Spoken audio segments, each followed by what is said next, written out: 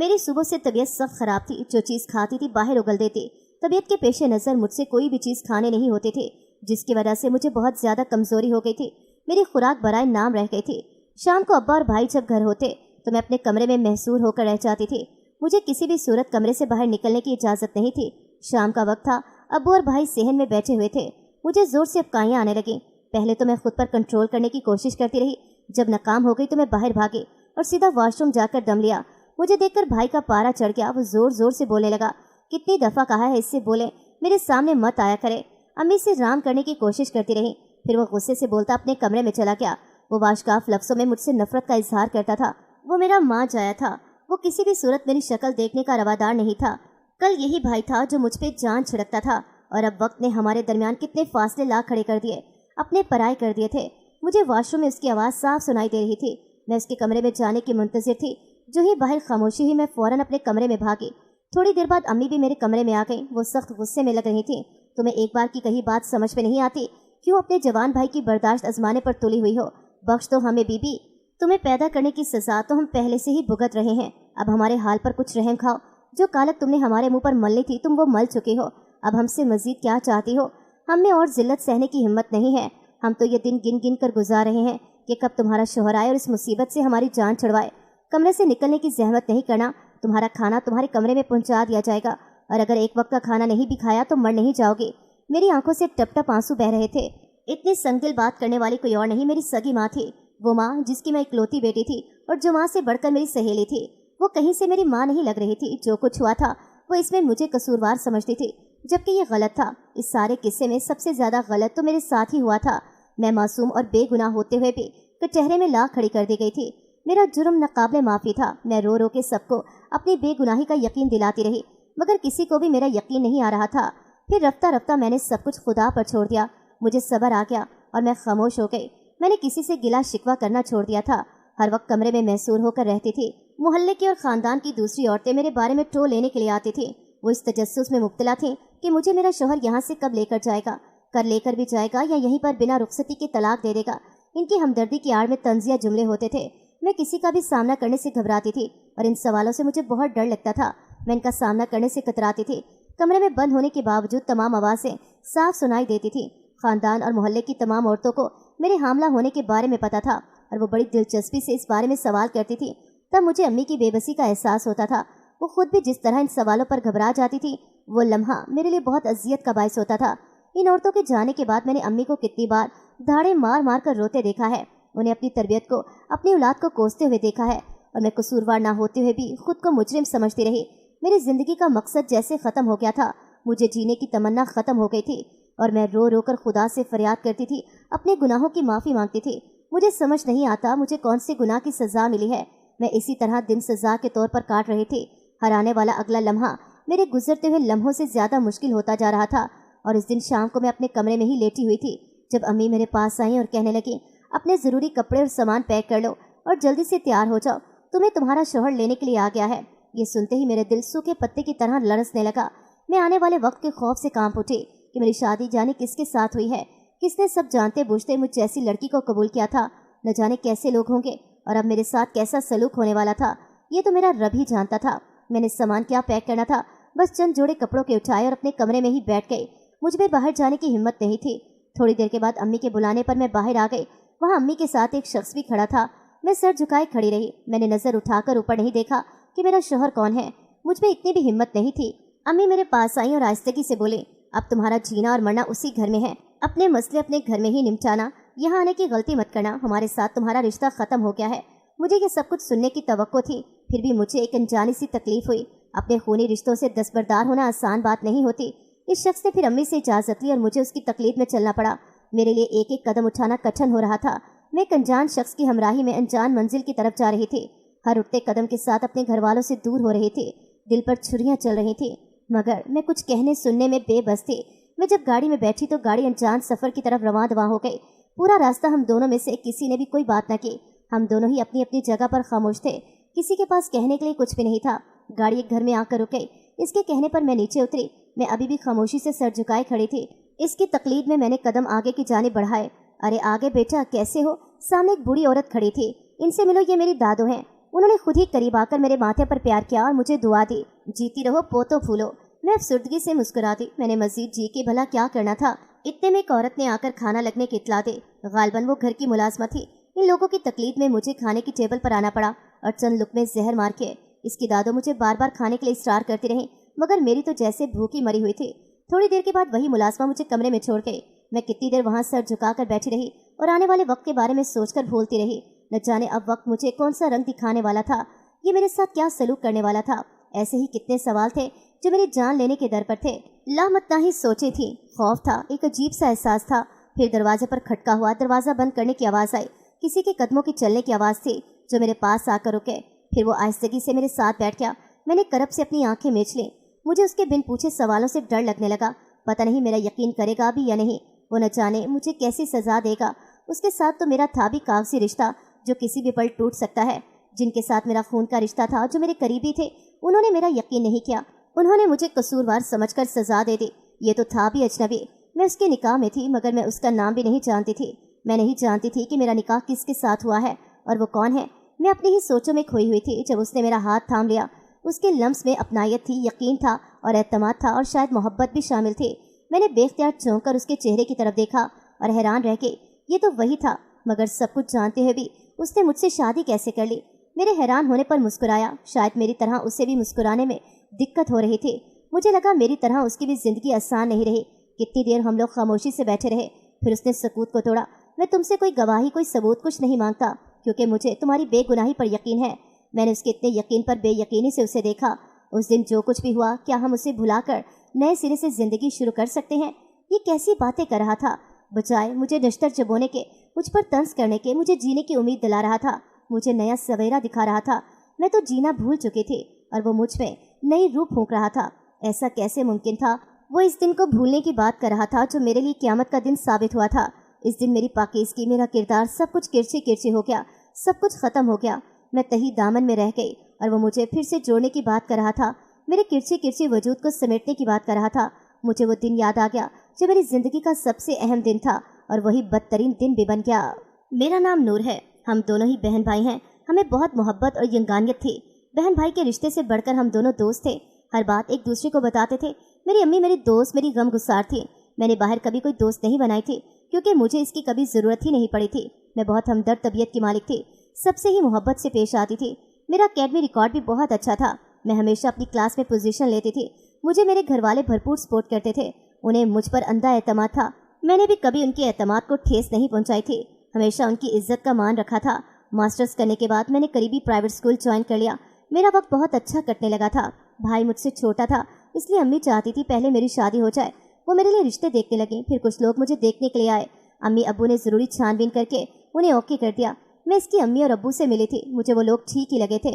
लड़के की माँ बहुत तेज़ थी, मगर वो ज़ुबान की बहुत अच्छी थी। मगर उसके अब्बू, मैं उसे 2-3 बार मिली थी। जितनी दफ़ा भी मिली, मुझे उनसे मिलकर उलझन होती थी। उनकी नज़रों से खौफ आता था। मैं जितनी देर उनके सामने बैठी रहती, मेरा सांस हलक में अटका रहता था।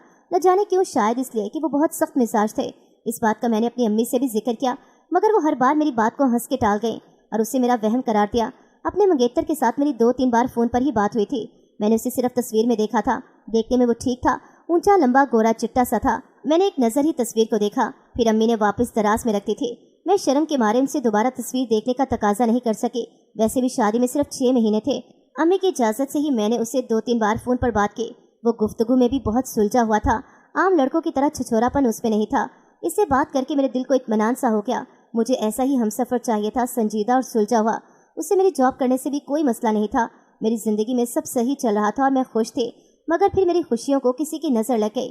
काफ़ी दिनों से मैं कॉलेज से आते हुए नोट कर रही थी कि शायद कोई मेरे ताक़ुब में है। शायद किसी ने मुझ पर नज़र रखी हुई है। मैं कॉलेज की 2-3 लड़कियों के साथ ही पैदल जाती थी और पैदल आती थी। चूँकि अकेली नहीं होती थी, इसलिए मुझे और मेरे घर वालों को इत्मीनान था। मगर फिर पेपर्स शुरू हो गए। बच्चियाँ पेपर्स देकर चली जाती और हम टीचर्स को रुकना पड़ता ताकि हम पेपर्स चेक करके जा सकें। 1-2 दिन मैं अकेली गई और मुझे डर भी लगा। यही महसूस होता रहा कि शायद कोई मेरे पीछे था, मगर मैंने हमेशा इसे अपना वहम करार दिया और घर में किसी को भी ना बताया कि बात कोई है भी नहीं और फजूल में सब परेशान हो जाएंगे। और यही मेरी सबसे बड़ी गलती थी, जिसका खमियाजा मेरी पूरी ज़िंदगी पर मोहित हो गया। ये उस दिन की बात है जब मैं कॉलेज से वापस आ रही थी। इस दिन पेपर चेक करते थोड़ी देर हो चुकी थी और दोपहर का वक्त था। इंतहा की गर्मी थी। सूरज की तपिश की वजह से बाहर कोई भी न था। मैं अपने आप में मगन चलती जा रही थी जब किसी ने अचानक पीछे से मेरी नाक पर रुमाल रख दिया। मैंने खुद को छुड़ाने की बहुत कोशिश की मगर नाकामी हुई। वो जो कोई भी था उसने मुझे बेहोश कर दिया। जाने कितने घंटे यूं ही गुजर गए। जब वापस होश आया तो मेरी जिंदगी उजड़ चुकी थी। कोई मेरी इज्जत खराब करके चला गया था और एक ख्वाजा सरा की मदद से मैं घर आई थी, जिसने मुझे इस लुटे पुटे हाल में देखकर चादर ला दी। मैं सारे रास्ते सोचती रही कि इस हाल में घर जाऊंगी तो घर वालों को क्या जवाब दूंगी, कैसे सामना करूंगी। जब मैं घर आई तो याद आया कि सब घर वाले तो किसी शादी पर गए थे। बाद में कई बार सोचा कि अम्मी को बता दूं, पर मैंने ये बात किसी को न बताई क्योंकि 2 माह बाद मेरी शादी थी। जाने अम्मी पर क्या गुजरती, इसीलिए मैं चुप कर गई। मैं हंसना भूल गई थी। मुझ पर हर वक्त खौफ तारी रहता था। अम्मी ने 12 मुझसे इस तब्दीली की वजह पूछी तो मैंने टाल दिया।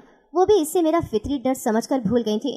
शादी के करीब अक्सर लड़कियों को ऐसा खौफ लाहक होता है और ये एक नॉर्मल बात है, इसलिए मेरी अम्मी ने भी इस बात को ज़्यादा संजीदा नहीं लिया। ज़्यादा परेशानी की बात मेरे लिए ये थी कि मुझे अपने गुनहगार का नाम तक नहीं पता था। मैं नहीं जानती थी कि मेरी दुनिया किसने अंधेर की।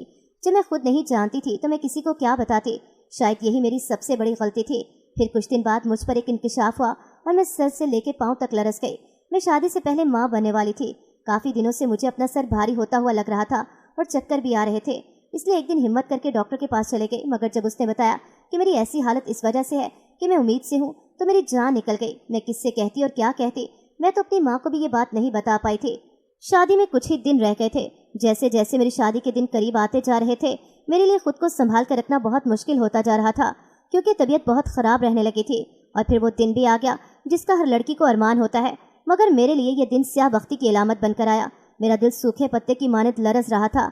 मेरा शौहर अगर मुझसे कोई सवाल करता तो मैं उससे क्या जवाब देती। मेरे दिल में अनहोनी के ख्याल आ रहे थे कि कुछ गलत तो आज ज़रूर होगा। फिर वही हुआ जिसका मुझे डर था। जब बारात का दिन आया तो सास मुझे स्टेज पर ले आई, मगर ऐन उसी वक्त मुझे जोर की अपकाई आई और मैं मुंह पर हाथ रखते हुए वॉशरूम की तरफ भागी। सास बहुत तजर्बेकार थी, फ़ौरन बोल उठी, निकाह से पहले लड़की का चेकअप होगा। मुझे लड़की पर शक हो रहा है। मैं काम कर रह गई।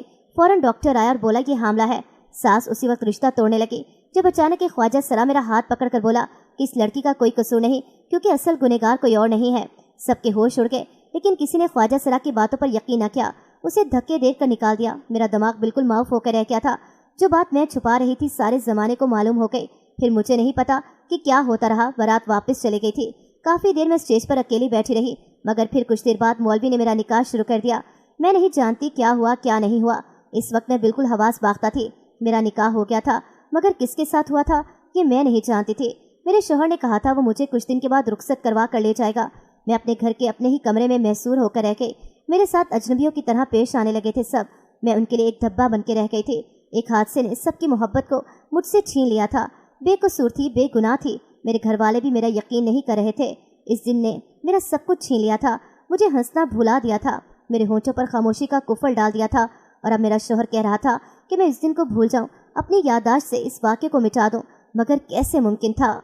वो कहने लगा, देखो नूर, मैं जानता हूँ तुम मासूम हो, तुम बेगुनाह हो। मैं तुम्हारा मजाजी खुदा हूँ, तुम्हारा हमसफ़र हूँ। क्या मेरा यकीन तुम्हारे लिए काफ़ी नहीं है? मेरी आंखों से टप टप आंसू बहने लगे। अगर यकीन था तो इस दिन छोड़कर क्यों आए थे? वो कहने लगा, मैं तुम्हें और ख़ुद को वक्त देना चाहता था। मैं जानता था तुम जिस हाथ से गुजरी हो उसको भुलाने में तुम्हें वक्त लगेगा। तुम्हें नए रिश्तों को नए सिरे से जोड़ने में भी वक्त लगेगा। इसलिए मैं खुद को और तुम्हें वक्त देना चाहता था। अब सब कुछ ठीक हो जाएगा, तुम फिक्र मत करो। उसने कुछ इस अंदाज से कहा कि मुझे उसकी बात का यकीन करना पड़ा, मगर मेरे दिमाग में अभी भी यही सोच थी कि मेरा गुनहगार कौन था जिसने मेरी दुनिया अंधेर कर दी। इस घर में रहते हुए मुझे बहुत दिन हो गए थे। इस घर में मैं और मेरी दादी सास रहते थे, जबकि मेरे शौहर असद शाम को घर आते थे। वो खामोश तबीयत के इंसान थे, मगर मेरे साथ उनका रवैया बहुत दोस्ताना था। उन्होंने या उनकी दादी ने कभी भी मुझे माजी का ताना नहीं दिया था, और जब मैं उनसे उनके अम्मी अबू के बारे में सवाल करती तो वो मुझे टाल देते थे, बल्कि हर वक्त मुझे बहलाने की कोशिश करते रहते थे। मुझे कभी कभी अपना घर याद आता था। मेरा दिल करता था मैं अम्मी से मिलूं, मगर उनकी आखिरी दफ़ा की कही हुई बात मेरे पैरों की जंजीर बन जाती थी और मेरे दिल की बात जुबान की नोक पर आते आते रुक जाती थी।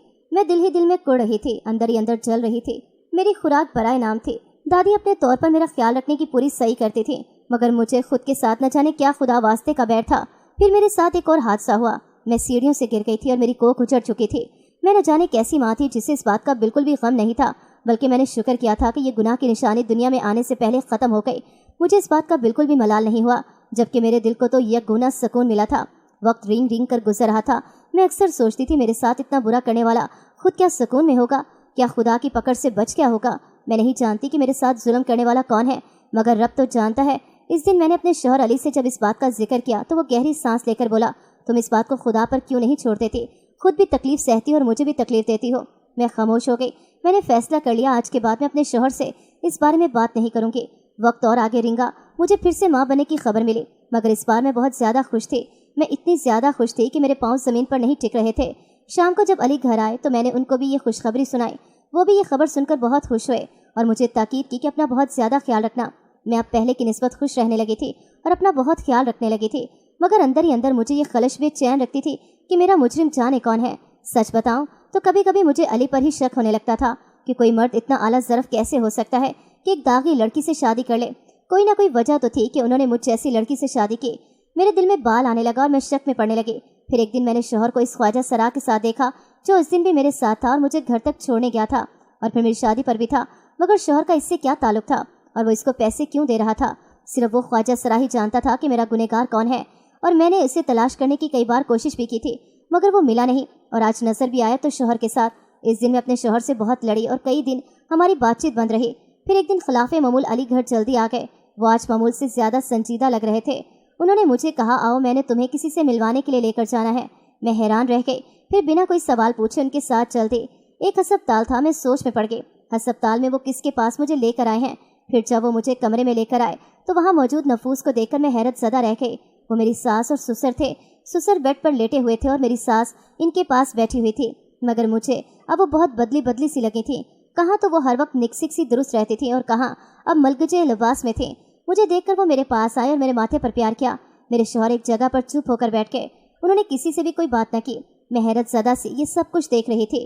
جب میرے سسر نے میرے آگے ہاتھ جوڑ کر مجھ سے اپنے کیے کی معافی مانگی، میں علی کی طرف دیکھنے لگی۔ یہ مجھ سے کس بات کی معافی مانگ رہے تھے؟ پھر وہ رونے لگے۔ ان کی ہچکیاں بن گئیں۔ مجھے کچھ سمجھ نہیں آ رہا تھا کہ کیا ہو رہا ہے۔ آپ مجھ سے کس بات کی معافی مانگ رہے ہیں؟ مجھ سے رہا نہیں گیا تو میں پوچھ بیٹھی، میں ہی گنہگار ہوں تمہارا، میں نے ہی تمہیں ناپاک کیا تھا، تمہاری زندگی خراب کر دی تھی، خدا کے لیے مجھے معاف کر دو۔ یہ سب سن کر میں کانپ گئی۔ میرے تو جیسے پیروں تلے سے زمین نکل گئی۔ میں ہوش و حواس سے بیگانہ ہو گئی۔ جب ہوش میں آئی تو علی میرے پاس بیٹھے ہوئے تھے۔ مجھ سے پوچھنے لگے کیسی طبیعت ہے اب؟ پھر مجھے ڈاکٹر نے چیک کیا اور کہا آپ انہیں گھر لے کر جا سکتے ہیں۔ گھر آنے کے بعد بھی میں کتنی دیر اسی پوزیشن میں بیٹھی رہی۔ علی میرے پاس آئے اور کہنے لگے، میں چھوٹا سا تھا جب میرے ابو فوت ہو گئے، تب میری امی نے دوسری شادی کر لی تھی۔ میں دادو کے پاس ہی رہ گیا تھا کیونکہ میں دادو کے ساتھ بہت اٹیچ تھا۔ دادو بھی مجھ سے بہت زیادہ پیار کرتی تھی۔ پھر امی مجھے لینے کے لیے آ گئیں، اور ماں تو ماں ہوتی ہے۔ میں ان کی محبت کے آگے ہار گیا اور ان کے ساتھ چلا آیا۔ میری امی کے دوسرے شوہر جنہیں میں نے ان کے کہنے پر ہی ابو کہنا شروع کیا تھا، وہ بہت عجیب تھے۔ وہ مجھے پیار کرتے تھے تو مجھے ان سے الجھن ہوتی تھی، بہت عجیب طریقے سے مجھے ٹچ کرتے تھے۔ میرا معصوم ذہن اس چیز کو قبول نہیں کر پا رہا تھا۔ امی نے مجھے ساتھ والا روم دے دیا۔ میں وہاں اکیلا سوتا تھا اور رات کو ڈرتا بھی رہتا تھا۔ اس رات کے وقت ابو میرے کمرے میں آ گئے۔ اس دن میں درد اور اذیت کے احساس سے روشناس ہوا تھا۔ میں بہت رویا اور چلایا تھا۔ انہوں نے مجھے دھمکی دی تھی کہ اگر اپنی امی کو یہ بات بتائی تو میں تمہیں جان سے مار دوں گا۔ میں ڈر گیا تھا۔ میں امی کو بتانا چاہتا تھا مگر نہیں بتا پایا۔ پھر اکثر ہی میرے ساتھ ایسے ہونے لگا۔ میں دادو کے پاس واپس آنا چاہتا تھا مگر امی اس کے لیے تیار نہیں تھی۔ اس گھر میں خواجہ سرا ملازم تھا۔ اس دن اس نے میرے ساتھ یہ سب کچھ ہوتا ہوا دیکھ لیا۔ پھر وہ مجھے میری دادو کے پاس چھوڑ گیا۔ میں دادو کے پاس آ کر بہت زیادہ رویا اور انہیں سب کچھ بتا دیا تھا۔ میری دادو نے مجھے اپنے سینے سے لگا لیا تھا۔ میرے گھر آنے کے بعد امی مجھے ڈھونڈتی رہی تھیں۔ وہ میرے لیے بہت پریشان ہوئی تھی، اور جب وہ مجھے لینے کے لیے آئی تو میں نے صاف انکار کر دیا۔ اس کے بعد وہ بار بار مجھے لینے کے لیے آتے رہے، مگر میں اس کے بعد اس گھر میں نہیں گیا۔ پھر میری ایک سوتیلی بہن پیدا ہوئی۔ امی اس کے ساتھ مصروف ہو گئی۔ اب وہ مجھے ملنے کے لیے کم کم آتی تھی۔ جب بھی آتی مجھے ساتھ چلنے کے لیے اصرار کرتی، مگر میں ہمیشہ انکار کر دیتا تھا۔ وہ خواجہ سرا مجھ سے اکثر ملنے کے لیے آتا رہتا تھا اور مجھے سوتیلے باپ کے بارے میں بتاتا رہتا تھا۔ اس نے اکثر ملازم لڑکیوں اور بچوں کے ساتھ بدفعلی کی تھی، مگر کسی نے بھی اس کے خلاف آواز نہیں اٹھائی تھی۔ مجھے بچپن کی وہ اذیت آج تک یاد ہے۔ میں آج تک اس کو بھلا نہیں پایا۔ میری ماں نے ہی تمہیں میرے لیے پسند کیا تھا۔ وہ میرے لیے خود لڑکی پسند کرنا چاہتی تھی۔ میں نے نہ چاہتے ہوئے بھی اسے اختیار دے دیا، مگر مجھے اس گھٹیا شخص سے یہ امید نہیں تھی کہ تمہارے ساتھ بھی ایسا کرے گا۔ جس دن تمہارے ساتھ یہ حادثہ ہوا اس دن بھی اس خواجہ سرا نے دیکھ لیا، مگر مجھے اس کے بارے میں دیر سے خبر ہوئی۔ جب میں پہنچا تو تب تک تم لٹ چکی تھی۔ میرے کہنے پر اس خواجہ سرا نے تمہیں گھر پہنچایا تھا۔ اس سے پہلے میں تم سے محبت نہیں کرتا تھا۔ اس حادثے کے بعد مجھے تم سے ہمدردی ہو گئی۔ میں سوچتا تھا کہ تمہیں اتنی محبت دوں گا کہ تم اس حادثے کو بھول جاؤ گے، مگر میری ماں نے اس دن جو ہنگامہ کھڑا کر دیا وہ میرے لیے بھی نیا تھا۔ وہ میرے لیے بھی غیر متوقع صورتحال تھی۔ میں نے صورتحال کے بارے میں نہیں سوچا تھا۔ مجبوراً پھر مجھے نکاح کر کے تمہیں چھوڑ کر جانا پڑا۔ اس کی باتیں سن کر میری آنکھوں سے آنسو بہہ رہے تھے۔ جو ظلم میرے ساتھ ہوا تھا वो इसके साथ भी हुआ था और हम दोनों का गुनहगार एक ही शख्स था। मुझे इस इंसान पर रश्क आ रहा था। कितना बहादुर इंसान था ये, और मैं कितनी डरपोक थी। मैंने भी फैसला कर लिया था कि मैं भी बहादुर बनूंगी, दुनिया की आंखों में आंखें डालकर जीऊंगी। फिर वो कहने लगा, तुम जानती हो उसे अपने गुनाह का एहसास क्यों कर हुआ? मैंने नफी में सर हिलाया। ऐसे दरिंदे नुमा इंसान को भला अपनी गलती का एहसास कैसे हो सकता है? मैं खुद भी ये चीज़ जानना चाहती थी। मेरी जो सौतेली बहन है वो कॉलेज में पढ़ती थी। उसकी कुछ गलत किस्म के लड़कों के साथ दोस्ती हो गई और वो हर हद से गुजर गई। इन लड़कों ने ना सिर्फ उसके साथ ज्यादती की बल्कि उसकी वीडियो भी बना ली और उसे ब्लैकमेल करने लगे। वो इसे गलत काम के लिए उकसाते थे और इनकार की सूरत में वीडियो वायरल करने की धमकी देते थे। वो मजबूर हो गई थी। इसके पास इनकी बात मानने के सिवा कोई चारा नहीं था। रफ्ता रफ्ता इनका जुल्म हद से बढ़ने लगा और वो हर रोज इससे तकाजा करने लगे। फिर एक दिन उसे तंग आकर खुदकुशी कर ली और अपनी आप बीती खत में लिखकर छोड़ दी। इसकी मौत मेरे माँ और बाप के लिए किसी क़यामत से कम नहीं थी। वो इस सानहे को सह नहीं पा रहे थे। मेरे सौतेले बाप को तो किसी पल भी करार नहीं आ रहा था। वो खुद दूसरों की बेटियों का शिकारी था और आज उसकी अपनी बेटी किसी का शिकार बन गई थी। वो खुद को कोस रहा था, पछता रहा था। मेरी माँ को भी इसकी असलियत पता चल गई थी। वो भी इसके साथ नफरत करने लगी। अब इन लड़कों को भी सजा हो गई है, मगर ये गम मेरे सौतेले बाप के लिए दिल का रोग बन गया है। इन चंद दिनों में ये उसका दूसरा हार्ट अटैक है। इस शख्स ने भी तो गुनाहों की हद पार कर दी थी, अच्छे बुरे की तमीज़ खो दी थी, रिश्तों के तकद्दुस को भुला दिया था। इसके गुनाहों का कफारा फिर इसकी बेटी को ही अदा करना पड़ा। इसने ये बात तस्लीम कर ली कि तुम बेगुनाह थी, तुम्हारे साथ उसने जुल्म किया था। अब तुम्हारे घर वालों को भी ये बात पता चल चुकी है। अब वो इस बात पर शर्मिंदा है कि उन्होंने तुम्हारे साथ क्यों नहीं दिया, इस मुश्किल वक्त में तुम्हें अकेला क्यों छोड़ दिया, तुम्हें जज्बाती तौर पर भी सहारा नहीं दिया। तुम्हारी अम्मी अब याद करके रोती हैं, तुम्हारे अब्बू और भाई भी शर्मिंदा हैं। अपना दिल इनके लिए साफ कर दो। मैंने इस आला ज़र्फ इंसान की तरफ देखा, कितना ज़र्फ था इसमें, कैसे उसने अपने गुनहगार को माफ़ कर दिया था। मुझ जैसी लड़की को अपनाया, सब कुछ जानते हुए भी मुझे ठुकराने की बजाय अपना लिया। मैं खुदा के हुजूर सरबसजूद होकर रो पड़ी। मुझे तो अपना नसीब स्याह नजर आ रहा था। मुझे लगता था कि मेरी ज़िंदगी ख़त्म हो गई। मुझे तो जीना मुहाल लगने लगा था, सांस लेना भी दोबर हो गया था। मगर अब ज़िंदगी एकदम से खूबसूरत हो गई थी। रास्ता रोशन हो गया था, अंधेरे छट गए थे और मैं हल्की फुल्की हो गई थी। मगर मैं अपने घर वालों से मिलने के लिए नहीं गई थी। कहीं ना कहीं मेरे दिल में उनके रवैये के लिए शिकवा था। फिर वो दिन भी आ गया जब मेरे पाँव तले जन्नत आ गई। मैं एक बेटी की माँ बन गई थी उस दिन, और उस दिन मुझे लगा कि मेरी ज़िंदगी मुकम्मल हो गई है, जैसे मेरी ज़िंदगी का मकसद मिल गया है। माँ बनने का एहसास कितना खुशकिन होता है ये मुझे उससे मालूम हुआ था। मैंने पक्का तहिया कर लिया था कि मैं अपनी बेटी की दोस्त बन के रहूँगी, उसे इतना एतमाद दूंगी कि वो छोटी से छोटी और बड़ी से बड़ी बात मुझे बता सके। उस दिन मेरे अम्मी और अब्बू मुझे मिलने के लिए आए। उन्होंने मुझसे माफ़ी मांगी और मुझे कहा कि मैं उनके साथ कुछ दिन रहने के लिए चलूँ। मेरा भाई बहुत शर्मिंदा था, इसलिए वो मेरा सामना नहीं करना चाहता था। मैंने अली की तरफ सवालिया नज़रों से देखा। उन्होंने मुझे मुस्कुराते हुए इजाज़त दे दी और मैं कुछ दिन अम्मी की तरफ रहने के लिए आ गई। मेरी ज़िंदगी से तमाम मायूसी के बादल झड़ चुके थे और एक नया सवेरा मेरा मुंतज़िर था।